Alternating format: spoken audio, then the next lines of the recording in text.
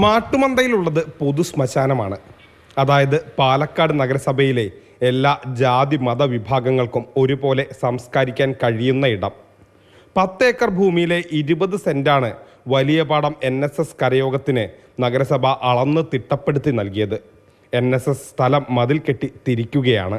20 saint സ്ഥലമാണ് ഇവിടെ NSSന് വേണ്ടി പൊതു ശ്മശാനത്തിൽ അനുവദിക്കുന്നത്. ഇങ്ങനെയുള്ള പൊതു ശ്മശാനങ്ങളിൽ ഒരു ജാതി സംഘടനയ്ക്ക് സ്ഥലം അനുവദിക്കുന്നതിൽ വലിയ പ്രതിഷേധമുയരുന്നുണ്ട്. ഈ പൊതു ശ്മശാനത്തിൽ ഇത്തരത്തിൽ വിവിധ ജാതിമത സംഘടനകൾക്ക് സ്ഥലം പകുത്തു നൽകാനുള്ള നീക്കം നമ്മുടെ സമൂഹത്തിൻ്റെ പൊതുവായ ആരോഗ്യത്തിന് ദോഷകരമാണ്. ഇത്തരത്തിൽ ഈ സംഘടനയെ പോലെ തന്നെ മറ്റു സംഘടനകളും സ്ഥലം ആവശ്യപ്പെട്ട് രംഗത്ത് വരികയാണെങ്കിൽ സ്വാഭാവികമായും മുനിസിപ്പാലിറ്റിക്ക് അവർക്കും സ്ഥലം അനുവദിക്കേണ്ടി വരും. ജാതി സമ്പ്രദായത്തിലേക്കുള്ള തിരിച്ചുപോക്കാണ് നടക്കുന്നതെന്നാണ് ആരോപണം. ഈ ശ്മശാനത്തിനകത്ത് ധാരാളം ജാതിമത സംഘടനകളുടെ ഉപശ്മശാനങ്ങൾ ഉയരുകയും ചെയ്യും.